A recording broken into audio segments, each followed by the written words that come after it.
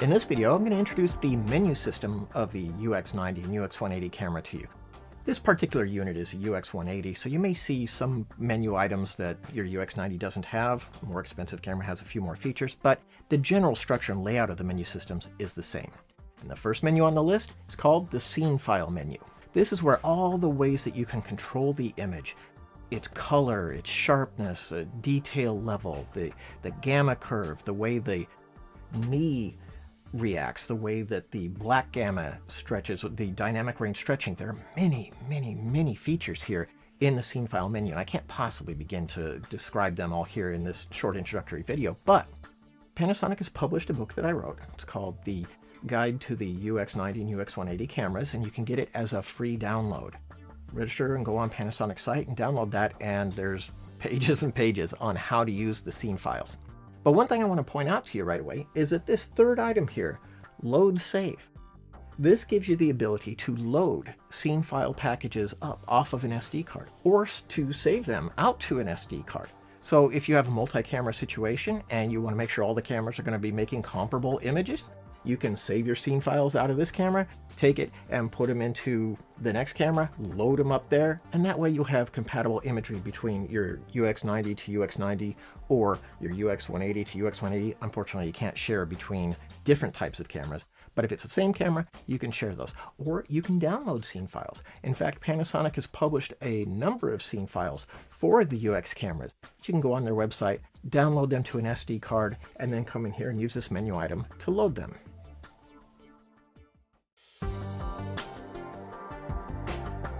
The next menu is called System Mode, and this is a utilitarian menu. This is how you set the overall governing system in here, not picture related, but camera operational related. For example, if you have a UX180, it's able to operate in NTSC or PAL territory, so here's where you can adjust the system frequency to whether it's running at 50 Hz or 59.94 Hz. This is also where you choose the file format that your camera is going to record. So if you want to record in QuickTime movies or AVC HD files or MP4s, that's where you'd set it. This is also where you set the resolution and frame rate. If you're going to record ultra high definition, or on a UX180 you can even record True Cinema 4K, or if you're recording standard definition or regular high definition, all of that is done in the System Mode menu. There are also a couple of other items I wanted to point out. First of all is the one called Extended Sensitivity. What that is the ability to go into negative gain. So generally when you're setting the gain, it goes from 0 up to 24 on a UX180 or 0 up to 30 on a UX90, but you can actually extend that range down to -3 decibels. It's not necessarily intuitive as to where and how you do that, but I'm telling you right now, that's where it is, extended sensitivity. The other thing that I wanted to point out is a way to get more low light sensitivity. The cameras have different methods for doing that. On a UX90 there's a low light feature, and on the UX180 there's a high sense feature. We're going to make another video, so look in the rest of this series and you'll see that there's a low light sensitivity video. Check that one out for more details.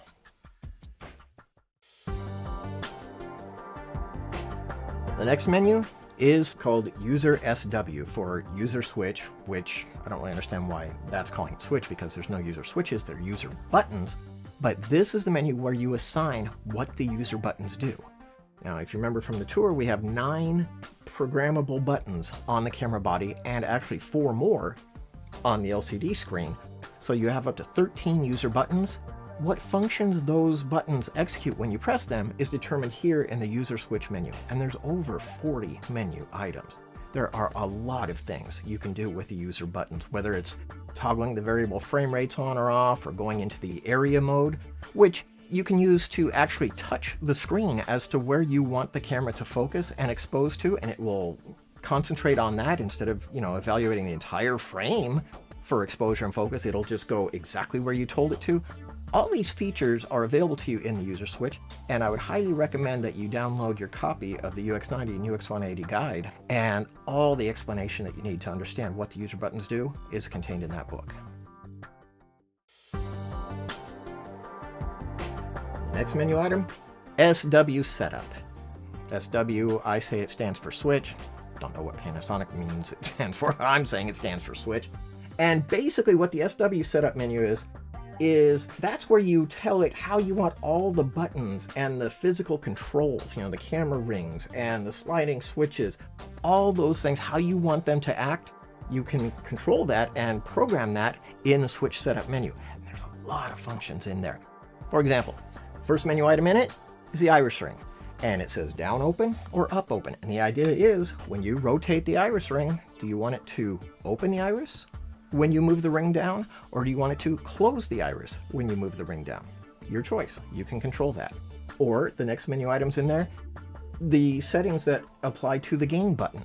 So the gain button, when you press that button, it toggles between low gain, mid gain, and high gain. Well, this is where you get to assign how much gain you want to be applied to each of those, the low, middle, and high. But there's a lot more things in here. This is the menu where you can control the programmable autofocus. This is the menu where you can program the customizable image stabilization.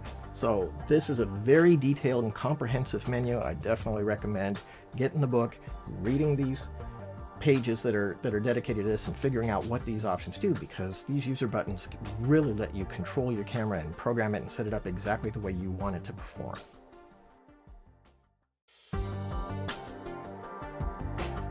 Next menu item, another SW menu item, auto switch.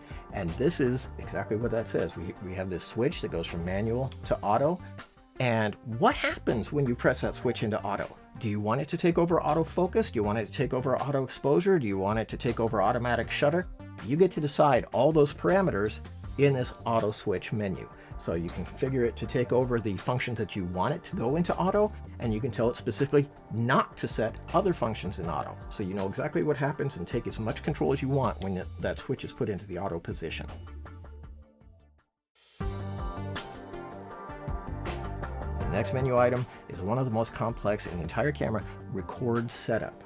Now the camera has a tremendous amount of power in the way that it can record. For example, you got 2 memory card slots. Do you want it to use just one slot? Do you want it to use both slots? If you want to use both slots, how do you want to use both slots? Do you want it to roll over from one card to the other? Do you want it to record on both cards simultaneously? If you have a UX180, do you want it to make a high-res version or ultra-high def on one card and a low-bandwidth proxy on the second card? All sorts of things you can control with that. We actually have a video specifically for dual codec recording, so look at the other videos in this series for more information on that. But there are a lot of other things these cameras do. For example, the pre-record. You can establish it so that it's recording before you even hit the record button. There's the interval recording. So you can do time lapse, if you're trying to film a building under construction or a flower opening up, you can configure exactly what kind of delay you want between each frame that gets recorded. And this menu item has 4 pages to it. So sounding like a broken record, but once again, be sure to check out the book to find how all those functions work. When you're in the field and trying to remember where is that function, just remember, if it's related to how the camera is set up to record, you're going to find it in the record setup menu.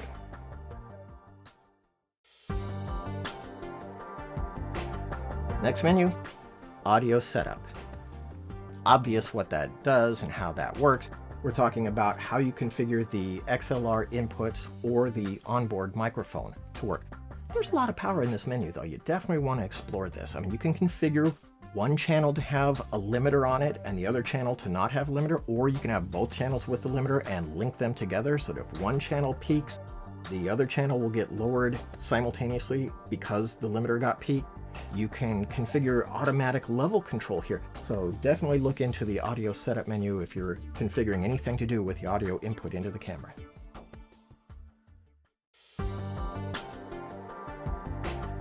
Next menu, output setup. What output?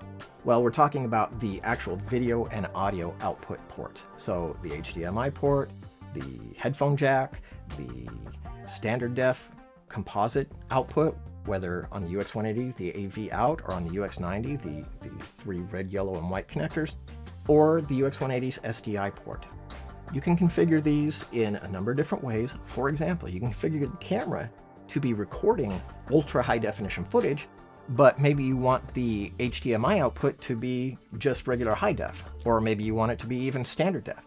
Or maybe you have to match the output to a more limited monitor. Let's say on a UX180, that UHD can be output over the HDMI port, full glorious 3840 by 2160. But maybe you're on the shoot that you're on, they only brought out an old HD SDI monitor. It is limited to taking in 1080 60i, right? Well, you can configure that. You can set up that the output is down converted and interlaced to 1080 60i. Next menu item, display setup. What do I mean by display? I mean the LCD screen or the viewfinder. This is where you tell it what pieces of information you want to have on the screen and how you want that to behave. For example, the zebras. The zebras are a part of the display, so this is the menu that you would go to set the zebras. And you can set the zebra level from 50 to 105 IRE. There's a few other items that I turn on, some that I don't bother with. For example, audio level meter. I don't understand why you would ever want that turned off, unless obviously you're not shooting audio, but other than that, glue that one on. Lens status. Lens status is what tells you the focal distance and the iris and these other pieces of information that you really kind of have to know. Card and battery and other display. Those items I recommend leaving on.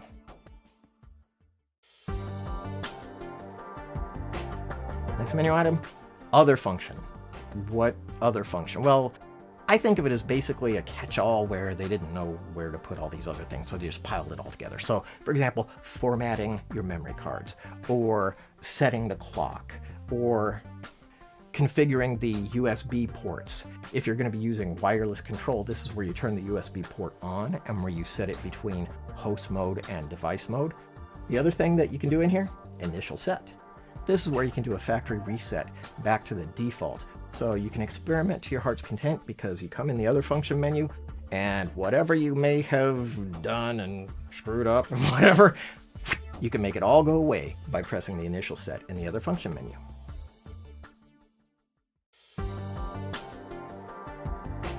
Next menu item, network setup. The idea here is if you're using a USB network adapter in your USB host port to create a wireless network, this is where you go in and you set all the settings and the usernames and the passwords and whether you're going to use DHCP and if you're a host or a client, all that stuff is set in the network setup menu. Last menu item, maintenance. This is where you can check and see what version of firmware your camera has, or if you've downloaded a new version of firmware, you can update the camera by going into this menu item and executing the update command. Or you can look at the hour meter, and that will tell you how long the camera's been on and in operation, how many times the zoom lever has been worked, how many times the menu wheel has been used. So that can give you some idea of the physical operational toll that's been taken on your camera over however many years that you've been using it. And that concludes our menu tour of the UX90 and UX180 cameras. I hope you found this helpful, and definitely check out the other videos in this series for even more information on how to use and get the best from your UX camera. Panasonic.